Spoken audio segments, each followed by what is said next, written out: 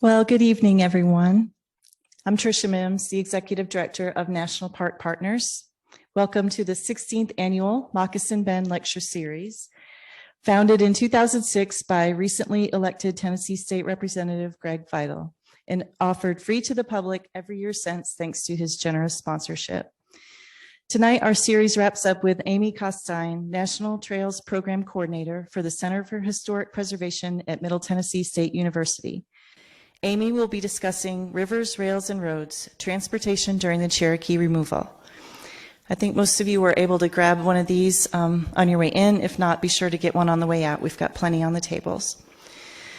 Special thanks to Dr. Michael Thompson, Chair of the Department of History at the University of Tennessee, Chattanooga. They are our partners in bringing you tonight's presentation. We would also like to thank Keith Sanford and the staff of the Tennessee Aquarium IMAX Theater for hosting us once again this year in this amazing facility. And last but not least, thank you to Justin Casey and Helm Projects for producing tonight's live webinar broadcast. Please join me in a round of applause for those who helped make this evening possible.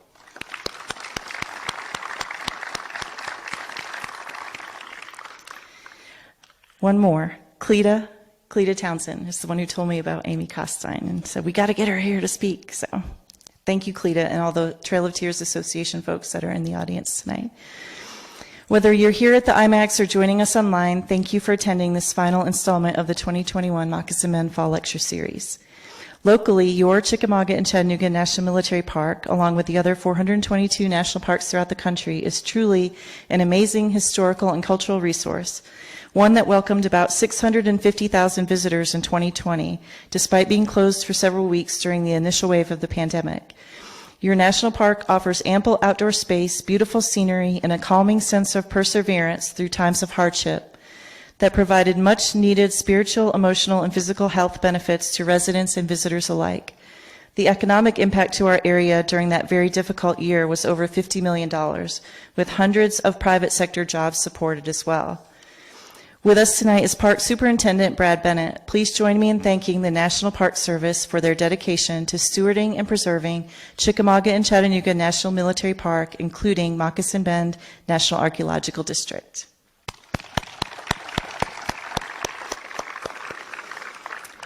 Now, I would like to introduce the Honorable Greg A. Vital, founder and sponsor of the Moccasin Bend Lecture Series. Greg is a true champion of conservation as both a landowner who forever preserved his property and as the president of the board of the Land Trust for Tennessee. Greg has visited over 350 national parks and recently served as president of the National Parks Conservation Association. He has been a steadfast and generous supporter of National Park Partners for decades, and we deeply appreciate his commitment to growing Chattanooga's national park legacy. Please welcome Greg Vital.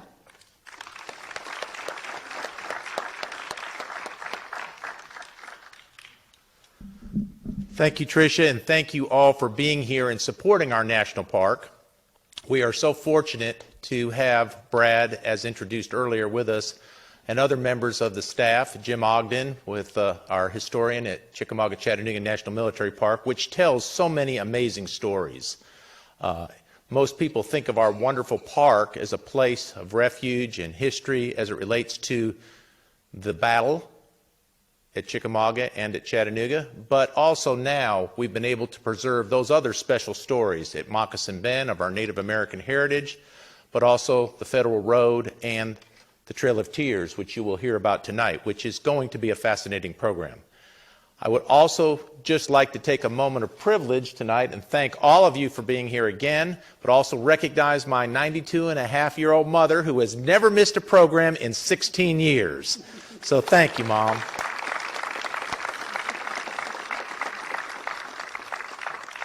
She was reminiscing as we were driving down here how she would drag, was the word she used, me and my sisters to historical sites with brown signs when we were children. So somehow we did catch the spirit, because we do still all love national parks and our state parks. And I would just like to recognize Aaron Medley with Red Clay State Park in Bradley County, who is with us tonight, because after you hear more about transportation during the Cherokee removal, you will not only want to go to Moccasin Bend, but you will want to go to Red Clay and see the new exhibit we have out there and the wonderful story that is told there 365 days a year about the importance of the Cherokee capital there and the removal. So thank you again for being here. Enjoy this evening. Amy, thank you and welcome. Tricia, thank you for all you do to keep National Park Partners in the eye of the public and to keep the focus on volunteerism and our Chickamauga Chattanooga National Military Park. Thank you.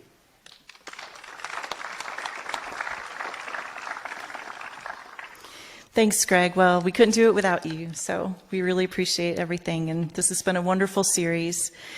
I would like to introduce Amy Kostine. Over the years, Amy has worked on a variety of projects, including National Register of Historic Places nominations, architectural surveys and assessments, historic structure reports, preservation plans, exhibits, brochures, and cultural landscape inventories.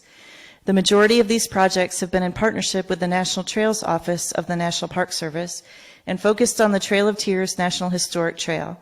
More recently, she has also worked on projects on the Santa Fe and Mormon Pioneer Commission Certificate of, Santa Fe and Mormon Pioneer National Historic Trails. Kostine is the recipient of a Tennessee Historical Commission Certificate of Merit and a Tennessee Native American Eagle Award. She received an associate's degree in photography from Onondaga Community College, a bachelor's in history from Lemoyne College, and a master's in history with an emphasis on public history and historic preservation from Middle Tennessee State University. Please welcome Amy Kostine.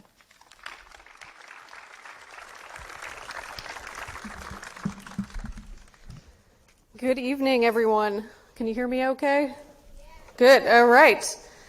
Well, thank you all for spending your Monday night with me to learn a little bit more about the Cherokee experience on the Trail of Tears through the lens of the many different methods of transportation utilized to remove them from their ancestral homelands in North Carolina, Georgia, Tennessee, of course, here, and Alabama to Indian Territory in present-day Oklahoma. Now, just for clarification's sake, some of this presentation will include information on those Cherokee who removed voluntarily, along with the 15,000 or so that were removed by force. So the timeline for this particular research is 1837 to 1839. And before I dive into the presentation tonight, I just want to take a couple minutes to give a little background on this research and then acknowledge a number of people who contributed to it. So over the last 10 consecutive years, my office, the MTSU Center for Historic Preservation, has partnered with the National Trails Office of the National Park Service to work on a variety of projects on the Trail of Tears National Historic Trail. And then as Tricia said, more recently we've been working on Santa Fe and Mormon Pioneer Trails too.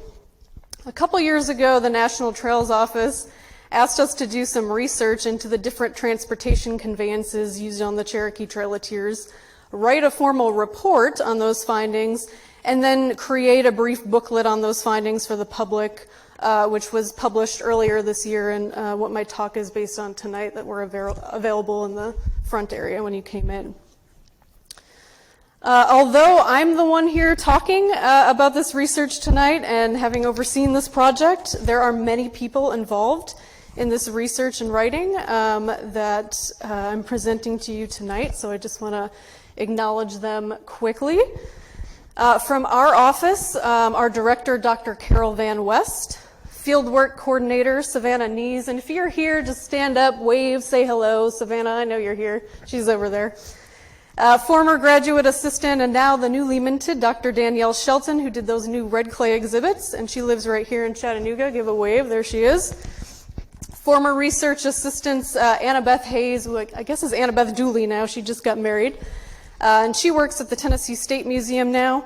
And then Stephanie Hare, and Stephanie also lives in the Chattanooga area and is actually the historic preservation planner at the Southeast Tennessee Development District. We also had some guidance and help from a number of Trail of Tears Association members, including Larry Smith, Michael Wren, Cleta Townsend, I know you're here, and Vicki Rozema, I know she's here as well. Russell Wiseman at the Missouri Department of Transportation gave us all kinds of great information on historic roads in Missouri, so we appreciated his help. And Jennifer Davis McDade at Norfolk Southern searched their archives for us because they're not open to the public, so that was a huge help. And of course, plenty of staff at local archives and museums. So why do this project? Well, the idea was that this research would not only help us have a better understanding of the removal experience, but that this information would also be helpful for a more accurate interpretation of the trail as well. And one way that becomes really important is actually through imagery that we as public historians, exhibit curators, interpreters, and so on use to tell the story of the trail, because of course we don't have primary source images. So for example, artists sometimes use removal for their subject matter, right? Or are specifically commissioned to create a piece that will end up in an exhibit or a museum. And with this research, those artists would have more information to draw inspiration from, like specific research, and therefore hopefully create a more truthful depiction of the removal. So speaking of depictions of the removal, I've got a doozy for you. This is a drawing meant to depict the Trail of Tears in a 1957 book entitled Empire Builders of Georgia. It is ridiculous. It is one of the most absurd and outrageous images of the trail that I have personally ever seen. And it has an equally absurd and outrageous caption. Indians leave the land to the settlers. Indians leave the land to the settlers. It's ridiculous. And you know, it's called the Trail of Tears for a reason. It's not the trail of happy people waving to those plowing their fields and building homes on their land that they apparently left to them. So we could spend all night dissecting this and what an atrocity it is, but we will move on. And this certainly isn't the type of image, you know, that we want to see today. And thankfully, we don't see this type of image today. But you have to think about it for a minute, that a generation of people might have grown up seeing material like this. And that's a problem. It's completely inaccurate. It sends a completely false narrative of this event on just so many levels. So we don't want to see this type of imagery today. Now, I want you to close your eyes for a minute. Don't fall asleep on me. And imagine the Trail of Tears. Imagine that journey. What do you see? What images come to mind? Throw some out at me.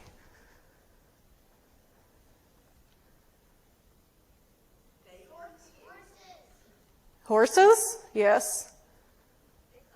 Exhaustion? Yes. Yes, people dying. Sore feet. Maybe you imagine something a little closer to this. This is a modern and a bit more accurate depiction of the Trail of Tears by artist Max D. Stanley.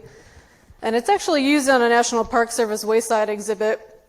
And I think it showcases a lot of what people tend to think of when they imagine what the forced removal west was like.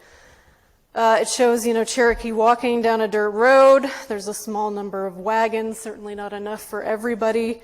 There's horses, there's oxen. People are obviously exhausted and tired. And while this is probably a fairly accurate depiction of what the majority of the Cherokee did experience on the trail, it doesn't quite tell the whole story, and certainly isn't representative of what all the Cherokee experienced on their journey. The Cherokee not only took many routes to reach Indian territory, but they utilized many different modes of transportation to get there. The majority, of course, traveled overland on roads, but some traveled by rivers on steamboats, keel boats, and flatboats. And some, and this may surprise some of you that aren't as familiar with the removal, even traveled by rail for a leg of the journey. In the early 1800s, we saw the invention of the steamboat and railroads, along with major improvements in the construction, design, and maintenance of roads and turnpikes. And this all marked the beginning of a transportation revolution in the United States. And the Cherokee removal occurred as this revolution began to unfold. So they utilized all major modes of transportation available at the time to reach their destination. And I think by examining and understanding these early 19th century transportation methods, we can better understand the experience of the Cherokee on the Trail of Tears. So since we are in Chattanooga, I thought I would start by looking at some of those water vessels used in the removal. Now, during the Cherokee removal, there were 3 main emigrating depots where the Cherokee were ultimately brought to and organized into detachments. 2 of those depots were located in Tennessee. The largest, where the most Cherokee were brought to, was Fort Cass in present-day Charleston, and the second was at Ross's Landing right here in Chattanooga. From 1837 to 1839, research indicates that 9 different steamboats were employed to assist in the transportation of 6 Cherokee detachments to Indian Territory. Of those 6, 2 left voluntarily and 5 departed from here in Chattanooga. And this map shows the portions of the water route where the steamboats were used to transport detachments. The steamboats used by these 6 detachments were all named and included the Knoxville, Newark, Revenue, Smelter, Little Rock, George Guess, Tecumseh, Itasca, and Victoria. And several of these boats were also used in the removal of the Muskogee Creek, Chickasaw, and Seminole. So what did these steamboats look like in the 1830s? It's kind of hard to imagine, right? So the steamboats that traveled along the southern and western rivers at the time of the Trail of Tears typically shared a common design. They had a shallow wooden hull and a wooden paddle wheel driven by steam power. So steamboats with the paddle wheels on the side were called side wheelers, and boats with the paddle wheel located on the rear were called stern wheelers. Stern wheelers could usually operate more efficiently in shallower water, but side wheelers were easier to maneuver and were faster. And here are a couple of period images of both. Unfortunately, there are no known period depictions of any of the steamboats used in removal. There's some short descriptions off to the side there that I'll get to in just a minute. So most, if not all, of the steamboats used in the Cherokee removal were classified as light drop packet steamers, specifically designed to maximize the transport of people and goods up and down rivers. River travel in the early 19th century was certainly not without danger, and as a result, steamboats did not survive long. So between 1830 and 1839, 272 steamboats were destroyed just in that short period, each having spent less than 3 years on the river. So these things didn't last long. After the Cherokee removal, steamboats Newark and Itasca, for example, met an early demise, both hitting snags, which were large debris, usually trees, in the water. The Newark sunk within just 2 minutes in 15 feet of water.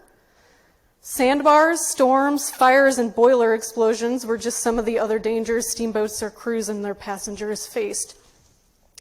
On more than one occasion on the Trail of Tears, steamboats carrying detachments of Cherokee ran aground on sandbars due to low water levels from historic drought.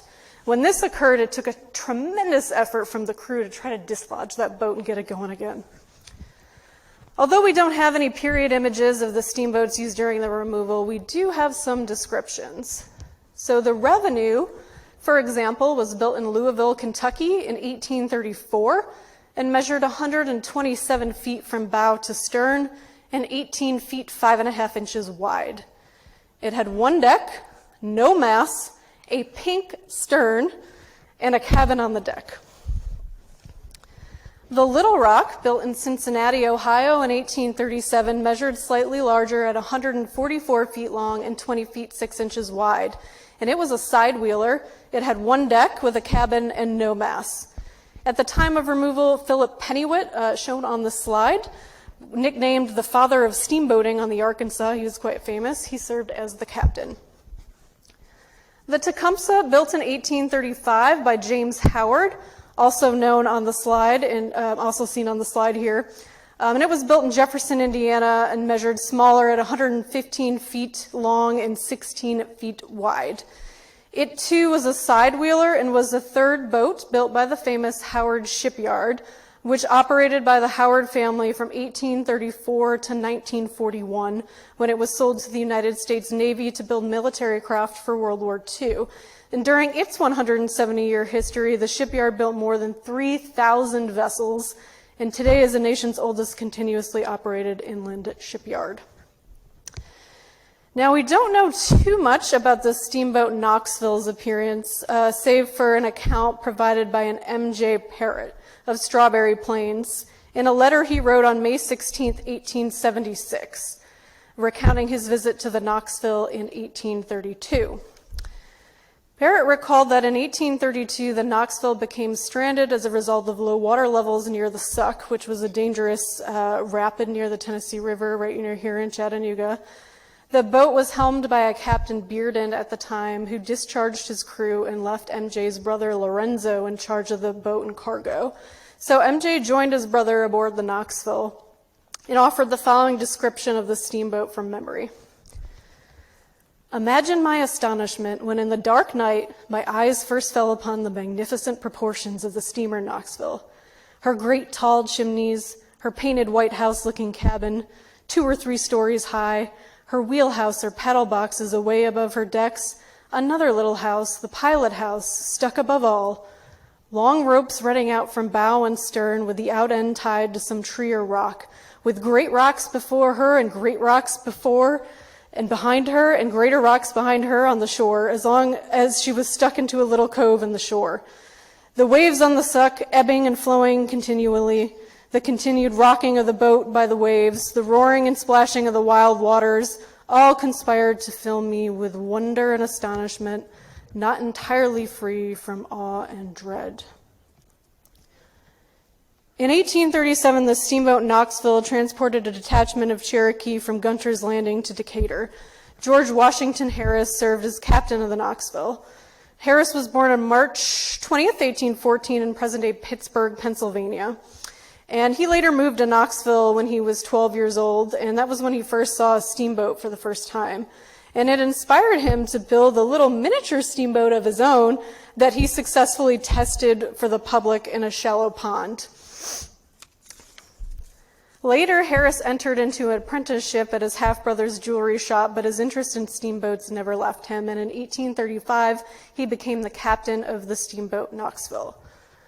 There's one anecdote about Harris's participation in the Cherokee removal that I think is worth mentioning, and it comes from a Dr. James Park, and he was a pastor of the Presbyterian church to which Harris belonged, and it involves a story about General Winfield Scott, who of course oversaw the entire removal operation of the Cherokee. So Scott reportedly boards Harris's steamboat, and neither of them have any idea who the other person is, which is really funny. So Winfield Scott, quote, criticized severely the arrangements of Captain Harris and peremptorily ordered changes. Harris, a little fellow whose steps measured about 15 inches in his quick, nervous way, stepped up, informed the pompous Scott that he himself commanded the boat and wanted to know the authority for interference. Looking disdainfully upon the insignificant youngster, Scott asked him who he was. Harris, without preliminaries or apologies, told him that he was entrusted with that boat, with the barges and all on board, and that he would manage it to suit himself. Thereupon, Scott took off his hat, apologized, and refrained from intruding with his own orders. In addition to Harris's stint as a steamboat captain, he went on to become a fairly well-known American humorist. His work reportedly influenced Mark Twain, William Faulkner, and Flannery O'Connor. While Harris became famous in his own right, perhaps no other steamboat used in the Cherokee removal was better known than the Steamboat Smelter. The Smelter was built in 1837 in Cincinnati, Ohio, and was owned and operated by brothers Daniel Smith Harris and Robert Scribe Harris. U.S. Army Lieutenant Edward Diaz described this light-draught side-wheeler steamer as, quote, a very good boat, over 150 tons burthen, a fat vessel, end quote, and mentioned that it had a cooking stove on board. The Smelter was renowned for its speed and luxurious accommodation. In an effort to capitalize off the growing tourist trade, the Harris brothers wanted to make sure that their boat offered the best facilities. So as a result, it was the first boat on the upper Mississippi to have private staterooms. The brothers decorated the Smelter with evergreens, and when approaching landings or meeting with other boats, fired a cannon to announce its presence. They thought a lot of themselves. But the Cherokee during removal were certainly not tourists enjoying a leisurely trip up and down America's rivers, and their accommodations were anything but luxurious. Of all the different types of river vessels used during the removal, the most numerous were flatboats. 29 flatboats were used on the Hiwassee and Tennessee rivers to assist in the transportation of 4 Cherokee detachments. Flatboats were built commercially as early as the late 1780s and were one of the most common vernacular wooden boats used to transport people and cargo along the major southeastern rivers in the early 19th century. Flatboats were rectangular, flat-bottom boats used for downstream travel that typically measured between 12 and 20 feet wide and to 20 to more than 100 feet in length. These things could be quite large. The stern and sides consisted of vertical walls of planks, and the bow was canted or angled. They typically had 1 or 2 long oars called sweeps on each side to help propel them, but some had a mast and sail to help speed the slow-moving boats down the river. In an effort to protect passengers and merchandise, cabins were often built on the flats. Some, but not all, of the flatboats used in the Cherokee removal were actually tied side by side to a steamboat and towed through some of the more dangerous rapids on the Tennessee River near Chattanooga. For those Cherokee traveling the water route, rather than sail the river to Indian Territory housed in those fine staterooms of some of those steamboats, the majority of Cherokee found themselves towed behind the steamboats in the cramped confines of flatboats for the first leg of their journey. I often stop when I'm researching and try to imagine the scene of departure at the emigrating depots and the journey itself, and sometimes it's really hard to wrap your head around how horrible this all was. And then you come across some primary sources that shed some light on this grim scene and make it even more real. And the account I'm about to share with you comes from a man named Reverend Daniel S. Buttrick. And since 1818, Buttrick had been a Christian missionary to the Cherokee under the auspices of the American Board of Commissioners for Foreign Missions. Buttrick worked at the nearby Brainerd Mission and actually traveled with the Cherokee and the Taylor Detachment to Indian Territory in 1838 and 1839. He kept a journal during the removal, and it's really an invaluable resource for information on the Trail of Tears, and I regularly use it and sort of mine it for information. So from right here in Chattanooga, on June 10th, 1838, Buttrick wrote the following about a detachment of Cherokee leaving from Ross's Landing. And I think I have one more slide. There we go. There was, we understand, a flat-bottom boat, 100 feet long, 20 feet wide, and 2 stories high, fastened to an old steamboat. This was so filled that the timbers began to crack and give way, and the boat itself was on the point of sinking. Some of the poor inmates were, of course, taken out while this boat was lashed to the steamboat, and some other small boats were brought to take in those who had been recalled. 1,200, it is said, were hurried off in this manner at one time. Who would think of crowding men, women, and children, sick and well, into a boat together, with little, if any, more room or accommodation than would be allowed to swine taken to market? As I mentioned before, flatboats were used to transport Cherokee on the Hiwassee and Tennessee rivers during removal. Another type of watercraft, known as keel boats, were used from Tuscumbia Landing in Alabama onward to present-day Oklahoma. 8 keel boats were utilized during the Cherokee removal, and like flatboats, they too were towed by the steamboats. Keel boats took their name from their construction. They were long, narrow boats built with a keel to provide stability. They typically ranged from about 40 to 80 feet long and about 8 to 12 feet wide, a little smaller than steamboats. And they came to a point at the bow and stern. Considering the number of people being transported, the keel boats used on the Trail of Tears were likely pretty large, probably at least 60 feet and 80 feet. When fully loaded, the average keel boat drew just 2 feet of water, which made them ideal for travel on shallow waters. These versatile boats transported people, food, and various commodities up and down western rivers. While early keel boats were outfitted with a rear cabin, later versions typically had a much larger center cabin or cargo box for shelter and storage. Keel boats were also equipped with sails and rigging and propelled by wind rowing, poling, or hand winching upstream through the efforts of their crews.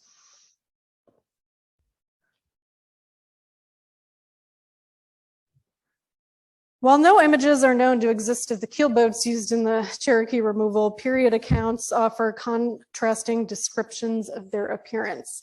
So Dr. John S. Young, for example, led a voluntary detachment of approximately 466 Cherokee that departed from here in Chattanooga on March 3, 1837, first under the leadership of General Nathaniel Smith, with Young relieving him at Tuscumbia.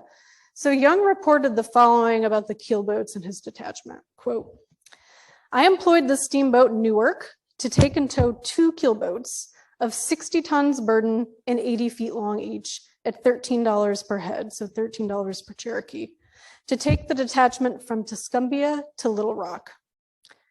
The keel boats were spacious, well covered, painted, dry, kept constantly cleaned, and well ventilated by means of side doors, which afforded the Indians a means of sleeping without being exposed to the night air or inclement weather. On the top of the keel were 3 hearths, which added to the one in the deck of the steamboat, made fireplaces which enabled the Indians to cook and eat at regular periods without it being necessary for the boat to stop," end quote. A description from Dr. Clark Lillybridge, a physician employed to travel with the detachment led by Young, conveyed a more negative assessment of the very same keel boats. So he said, "The boats prepared for the transportation of the emigrants are entirely too limited in room and conveniences for the accommodation of the party. The keel boats are without stoves or fires in them, water in the hold, and present to those accustomed, as many of the emigrants are, to many of the comforts of civilized life, rather a revolting spectacle," end quote. While steamboats, flatboats, and keel boats served as the primary vessels of transportation for those traveling the water route, overland detachments found themselves on watercraft from time to time on their journey. Watercraft, such as ferries, were necessary for those detachments traveling overland routes as they crossed the major rivers such as the Tennessee, Mississippi, and Ohio. And they came in many varieties at the time. There's rope or cable ferries, for example, had a cord strung across the water from bank to bank that was pulled by hand or attached to a wheel turned by an operator, which would then pull the ferry boat across the water. This method was only practical in shallow areas where there was little to no river traffic that could get tangled in the ropes. So that's the one with the wheel. Another type of ferry was known as a swing ferry or flying ferry. These types of ferries were tethered to a stable point in the river by a cable or heavy rope and used the water current and an elaborate set of pulleys to swing it from one bank to the other.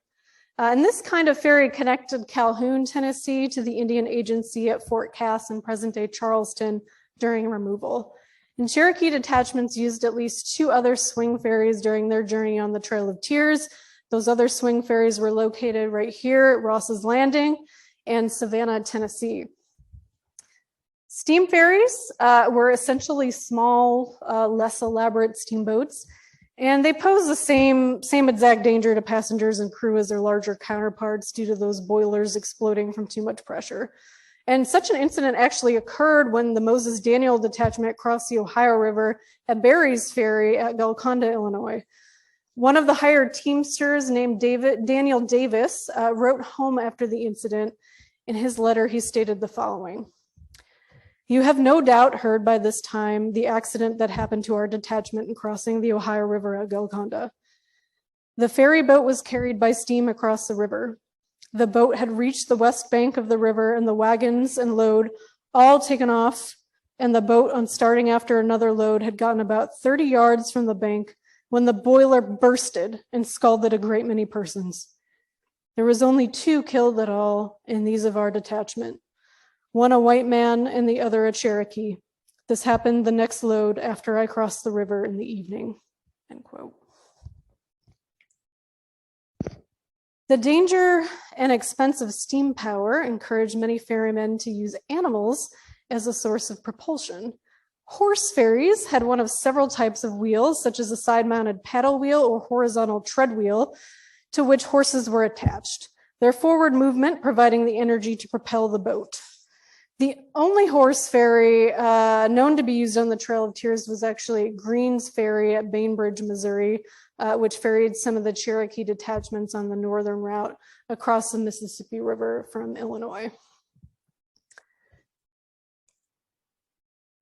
While the majority of Cherokee traveled via river or road, as I said, it might surprise a few to learn that 3 detachments of Cherokee traveled on the Tuscumbia, Courtland, and Decatur Railroad for a leg of their journey. This 43-mile railroad finished construction in 1834 and was among the earliest railroads in the United States. Its formation was born out of an economic need to bring goods efficiently into the local economy of northeastern Alabama and to transport cotton and other commodities year-round by avoiding the dangerous Muscle Shoals area of the Tennessee River. Some 60 islands, low-lying shoals of jagged rocks, intense rapids caused by a 130-foot drop in the river's elevation over 34 miles, and low water levels made the Muscle Shoals area impassable and halted economic activity on the river for 9 to 10 months of the year on average. And you can see some of those obstacles in the river on the map on this slide, all kinds of rocks.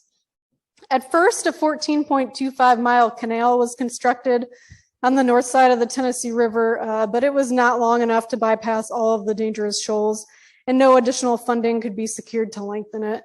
Thus, attention was turned to the construction of a railroad. And the idea of a railroad to move goods in Alabama was first conceived to solve an issue in the booming town of Tuscumbia. So seeing an opportunity to economically benefit from the increasing amount of steamboat travel on the Tennessee River from New Orleans in the 1820s, Tuscumbia merchants built large warehouses and a landing at the confluence of Spring Creek into the Tennessee River, which became known as Tuscumbia Landing.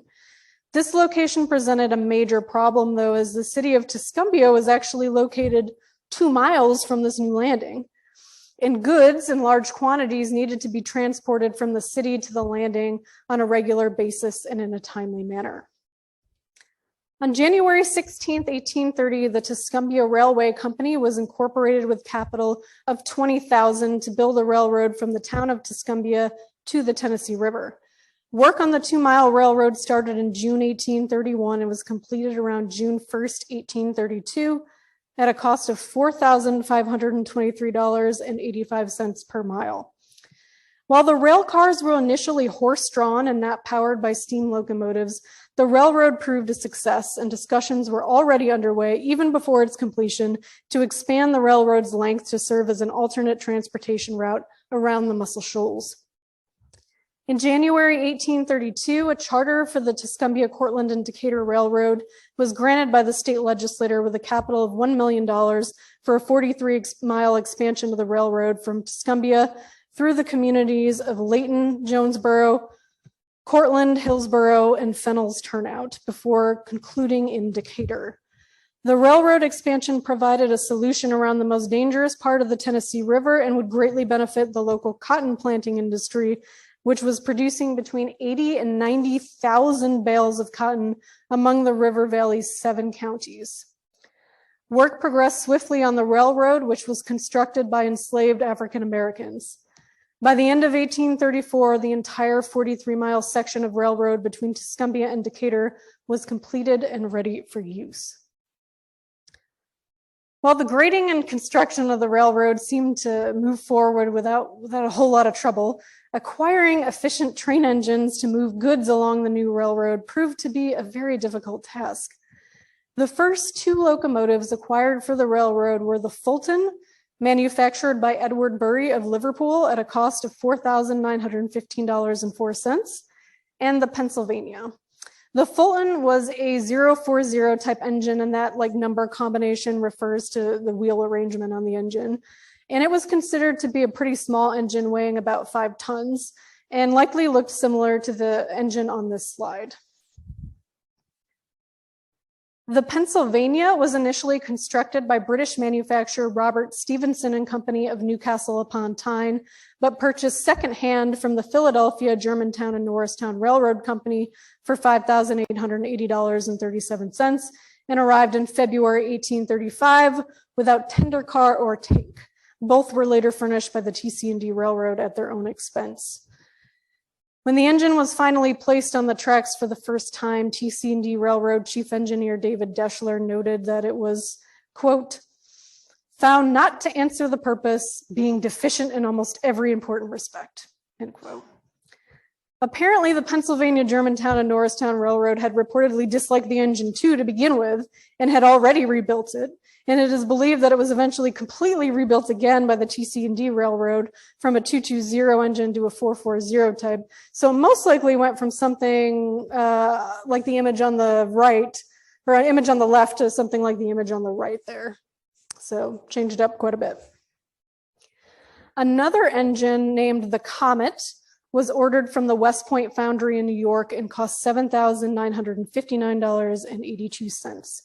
This engine was the first recorded iron frame American-made locomotive that was ever constructed, and it performed well, win-win, during its first few weeks on the tracks, but a defect in the cylinder castings and a bad arrangement in the slides that carry the crossheads, do not ask me what that means, I don't know, but it sounds bad, caused one of the cylinders to burst, rendering the engine useless. Deschler immediately contacted the manager of the West Point Foundry, requesting that new cylinders and slides be sent to him. The manager promised to do this for Deschler, but months went by and no parts arrived. Giving up hope, Deschler reported that, quote, we set to work at our own shops and accomplished the job, so that said engine has been in service since sometime in January last and answers a good purpose. As the Comet underwent repairs, an additional steam locomotive was ordered. The locomotive engine Triumph was made by W.M. Baldwin of Philadelphia and cost $7,091.66. It was placed on the tracks on June 1st, 1836. Deschler noted that the engine performs well and is remarkable for the great simplicity of her gearing and at the same time for the strength of all her parts. Compared to the Pennsylvania and the Comet, the Triumph had few mechanical issues and only required $11.16 in repairs in its first couple months on the railroad. During the Cherokee removal, these 4 steam locomotives hauled passenger or pleasure cars and small flat freight cars known as burden cars. And very little information is known about the railroad's passenger cars just due to a scarcity of existing records on the railroad. But a Mrs. J.M. Clark, a native of Moulton, Alabama, whose father worked on the railroad, described the passenger cars as exaggerated stagecoaches, which is consistent with trends at the time. So the earliest passenger cars utilized on American railroads were in fact open-air carriages, similar in design to stagecoaches. These early passenger cars were mostly built by established carriage makers who built what they already knew, constructing bodies identical to those used for road coaches.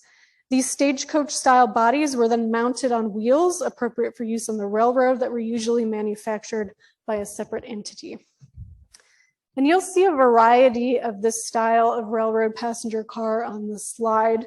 The drawing on the bottom left shows open air seating on the top of the carriage. And I would note that these types of rail cars were initially meant to be hauled by horsepower, which the TC&D Railroad had to utilize before the arrival of dependable steam locomotives.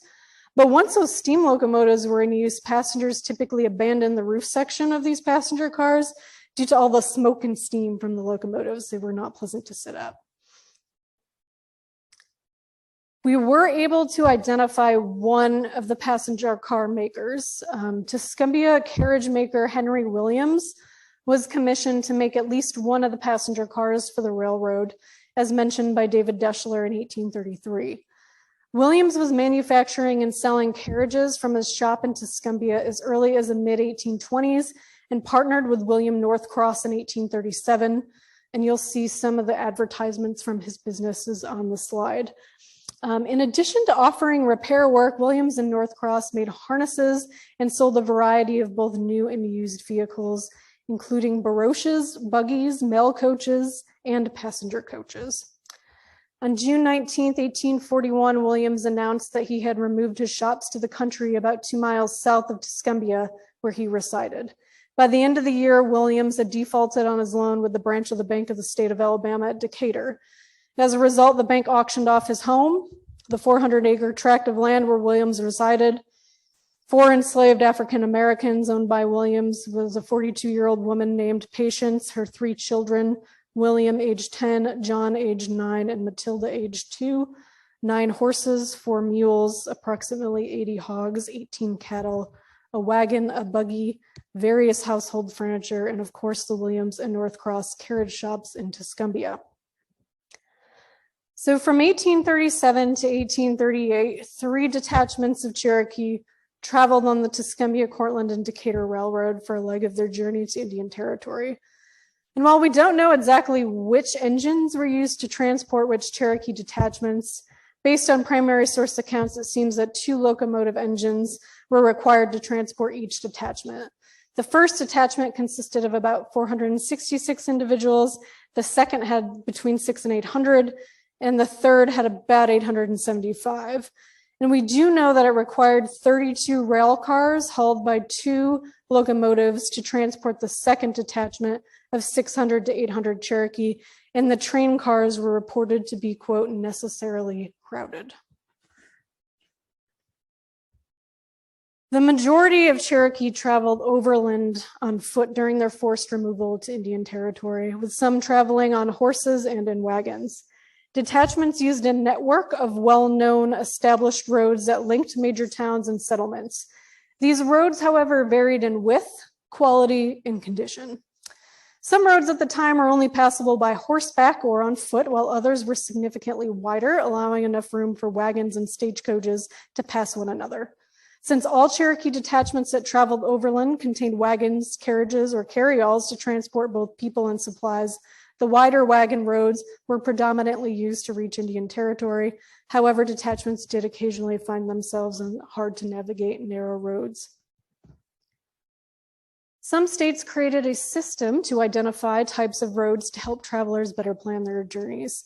Beginning in 1821, Tennessee, for example, created a 3-tier system to classify roads. First-class roads were typically stage roads and were generally between 20 feet and 30 feet wide, contained mile markers, were bridged, and usually well-maintained. Second-class roads were 12 feet in width, mile-marked, and cleared of obstruction so as to afford loaded wagons safe passage. Third-class roads were only wide enough for a horse and rider. And trees among the roads were actually notched, so individuals knew what class of road they were traveling on, which I think is pretty interesting. By the time of the Trail of Tears, road construction in the Southeast had begun to evolve with the introduction of turnpikes. These turnpikes, or toll roads, really served as the highways of their era. The number and location of toll gates were unique to each turnpike, and tolls also varied from turnpike to turnpike. For example, the Memphis, Somerville, and Bolivar Turnpike, incorporated in January 1838, planned to have 10 toll gates and charge the fares listed on the slide. The Cherokee actually traveled on a number of toll roads in Tennessee and even avoided some on their way to Nashville because they were being charged exuberant prices. Research indicates that most of the roads used for removal likely had a dirt or gravel surface, while some may have been macadamized, a process named for Scottish engineer John Loudon McAdam, in which single-sized crushed stone layers are compacted with a slope from the center to the drainage ditches on the side to create a durable road surface. Regardless, conditions varied greatly, and there were numerous reports that detachments at one time or another faced poor road conditions along their journeys. Evan Jones, for example, reported to Principal Chief John Ross on October 27, 1838 at McMinnville, Tennessee, that the detachment was, quote, somewhat fatigued with passing so rapidly over the bad roads. On the same day, U.S. Army Lieutenant Edward Diaz reported the following near Winchester, Tennessee. Our progress has been necessarily slow in consequence of the obstruction in the roads over which we have passed.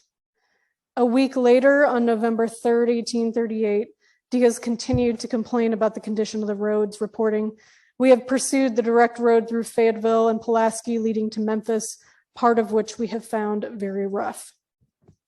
2 days later, Reverend Daniel Buttrick reported in his journal that while passing a particularly narrow and dangerous part of the road in the Walden's Ridge area, a wagon overturned, causing fatal injuries to a member of the detachment. As the journey progressed through the winter months, rain, ice, and snow caused the roads to deteriorate even further.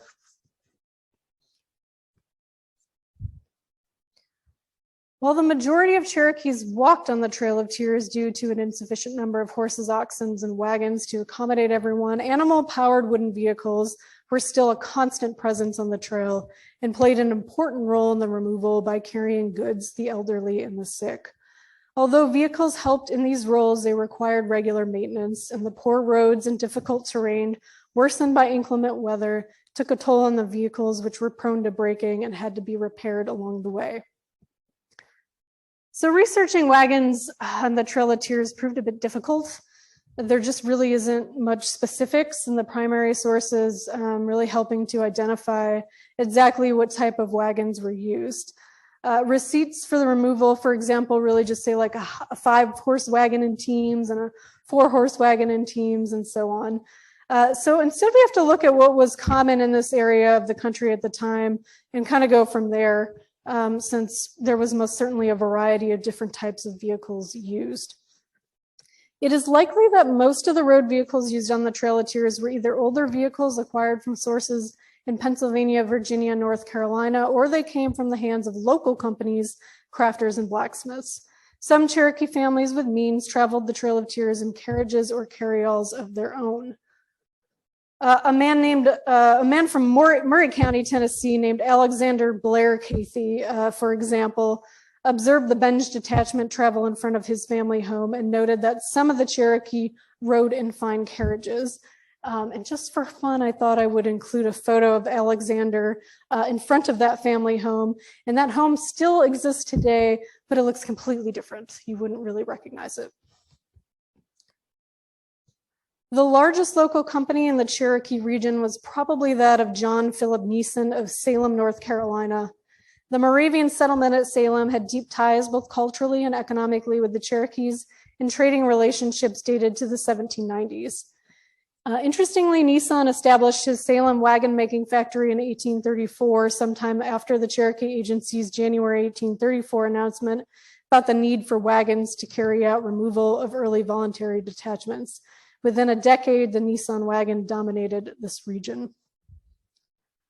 Other North Carolina wheelwrights and crafters were located in Charlotte, Lincolnton, and Salisbury in Catawba County near the boundary of Cherokee country. And Easton Morris's Tennessee Gazetteer indicates several wagon makers were active near the Cherokee settlements in Tennessee in the 1830s. At least some of the wagons used on the Trail of Tears came from Winchester in Franklin County, Tennessee. Cherokee leader John Ridge gave missionary William Chamberlain $3,000 to travel to Winchester to purchase wagons for his family. Though many wooden vehicles shared many characteristics, they varied in shape and intended purpose. The Pennsylvania-based Swiss and German wagon makers who developed the Conestoga Wagon designed it to carry freight more so than people, though it did both. The Neeson Wagon Works produced a variation of the Conestoga wagon known as a crooked bed wagon. It was smaller, lighter in weight, and used more for farm work rather than long-distance freighting. Despite the intended farm use and given the company's establishment just a few years before the federal government removed the Cherokee West, this type of farm wagon was probably present on the Trail of Tears, although we can't say for certain. While the term carryall is seldom heard today, it was commonly used in the first half of the 19th century to describe a type of light family wagon used in the central Atlantic states and later used to describe light rockways. Carryall was used interchangeably with other names to identify slightly different types of wooden vehicles at the time, but generally referred to a light covered four-wheeled carriage with 2 seats inside, drawn by a single horse. More often used to carry people than heavy loads, some carryalls had convertible tops, stuffed seat cushions, and exterior paint. The Reverend Daniel S. Buttrick, who traveled with the Richard Taylor detachment on the Trail of Tears, repeatedly referred to his vehicle as a carryall, as opposed to a wagon or carriage, which were terms he regularly used to describe other vehicles in the detachment. Buttrick and his wife often slept in their carryall on the Trail of Tears, but stored their bedding and tent in a larger wagon during the day. Another common road vehicle at the time was the stagecoach. The stagecoach had an oval body and the driver's seat was located outside of the passenger body, which had at least one door on the side. And this form evolved into what is known as the American mail coach or the Concord coach, which ranged in size to hold from about 6 to 9 passengers. Less expensive passenger coaches were square-shaped passenger boxes and open sides were also built. These were referred to as passenger wagons, overland wagons, mud wagons, mountain wagons. It is possible that these could have been used on the Trail of Tears as well. Another popular form was the coachee, which was a light family carriage with curtains that placed the driver and the passenger under the same roof. I did save the best for last. There is one wagon that still exists that was used during the Cherokee removal, and that's the Zerwa wagon. It was originally owned by Green Davis and donated to the Foxfire Museum in Georgia by Retta Picklesmeyer Zerwa. Davis served as a private in Captain Benjamin Cleveland's Georgia Mounted Militia from February 1838 to July 1838. And he used the Zerwa wagon during this time to actually round up the Cherokee from their homes and transport them to one of the fortified posts nearby. And of course, from those posts, troops then transported the Cherokee to one of those 3 emigrating depots that I mentioned earlier. And this particular wagon was known as a tar grinder wagon, which refers to the pine sap substance used to keep everything lubricated for travel. So as I mentioned earlier, this talk tonight was based on our new Rivers, Rails, and Roads Transportation during the Cherokee Removal 1837 to 1839 booklet. You probably grabbed one on your way in to the theater tonight. If you didn't, please grab one. Please take one. They're free. And for those of you listening on Zoom tonight who would like to read the booklet, you can go to mtsuhistpress.org, mtsuhistpress.org. Hover over that publications tab, then click on the preservation and research guides, and then scroll down and you'll see where you can download a PDF of this booklet too. Thank you all again for spending your Monday night with me. I hope you learned something new about the removal or early 19th century transportation. Again, thank you for coming out.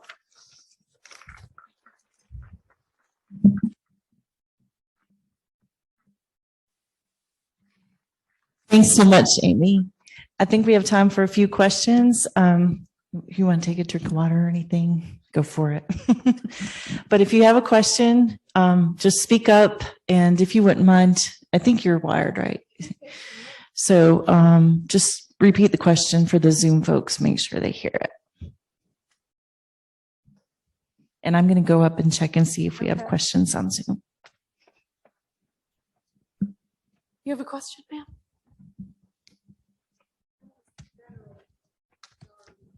Ooh, when was the federal road started? Gosh, I don't remember that off the top of my head. Does anyone know? I know there's people here who probably know that. It was early. Does anyone know? There are multiple federal roads that use an generic term like interstate. And the important one here associated with Chattanooga is a result of the 1805 treaty. Thank you. So 1805 Treaty of Tellico. All the work on it had already begun before 1805. Yeah. It's a formalization of it. So yes, the federal road that is the important one through the Chattanooga area, and that's important to this particular region, was started as a result of the Treaty of Tellico in 1805, but you said it was started slightly earlier. Yeah. It was an existing trail. Yeah, that they just made better for larger travel and traffic, almost like how they had improved turnpikes and state roads. They improved the whole system of trails that were already there to create that. Really was an agreement of way for United States citizens to go between Georgia and Middle Tennessee across the Cherokee Nation. Did you catch that? So it was an agreement between the United States and the Cherokee to help move goods and items between the two areas and regions. When was that put in? What year? What year? It started to become kind of the federal road. They started construction around 1805, but it already existed in a trail form. Yes. Can one still find remnants of some of these old roads? Yes. They're all over. So way back in about 2015, I had the privilege of actually doing a survey of all of the existing buildings left on the Trail of Tears. And I remember starting that wondering, A, how many of these buildings are going to even exist?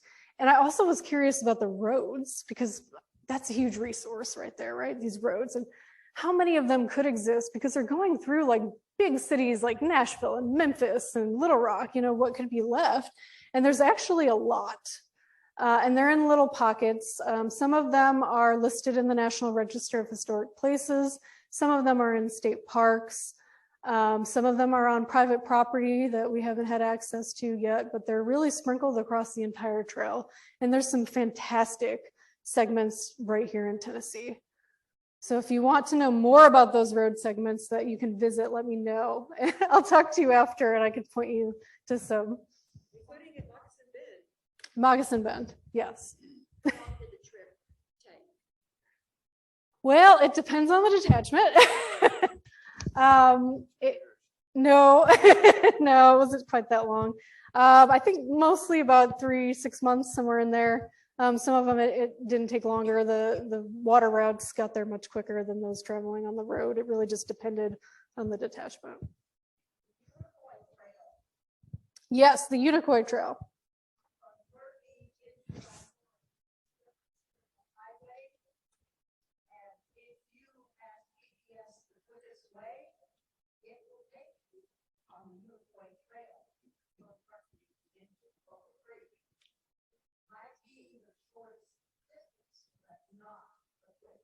Yes.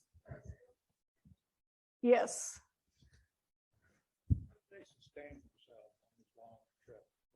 They were issued rations. There's some documents from some of the detachments that different researchers have been able to track down over the years that tell us exactly how much food they were rationed each day. Sometimes it was like pork or salt. There was coffee. Sometimes the meat was spoiled. Sometimes they were able to supplement with hunting, but they were issued rations. Yes. There was a misdepiction in the picture that showed the wagon and foot travel list. It showed 2 soldiers. Oh yeah. That's why I said it's sort of accurate, but there's issues with it. Yes, that was a good eye. That's exactly right. Yeah, that's one of the issues with that painting. So I showed you the first one, the crazy one, right? And then the second one was a little bit more accurate, but not perfectly. And he pointed that out and caught that, so that was a good eye. That there were a couple soldiers in there, and there probably wouldn't have been soldiers if it was the detachments that left on their own accord, those traveling on the northern routes. But that's a good catch. Detachments that the Army took went by boat, and the railroad was there for the third one, drained. It was only big enough to carry half of his Indians. So he took half of them, over to Courtland and went back and got the rest of them. And at each place, half of them escaped. He had 300 to escape because of the way the railroad divided the trip. Yeah, they couldn't take anyone or all the full detachment on one locomotive and train cars at a time, so they did have to break it up. And yes, there were definitely some desertions along the trail. Yes. Paid for all this. The government? The Indians didn't have any money. Well, they had money, sure. Should they pay for it? Yes.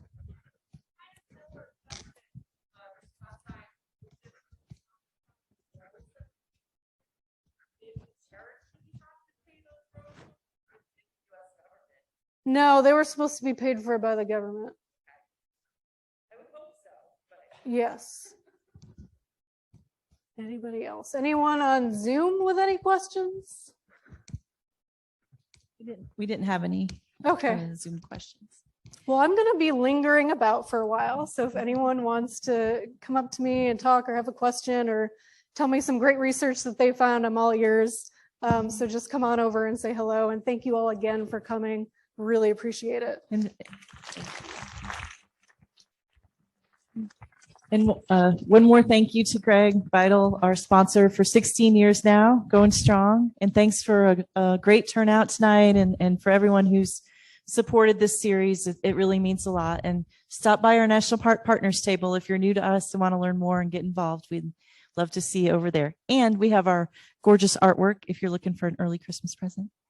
Take one home with you. Posters, stickers, postcards. Thank you. Have a great night.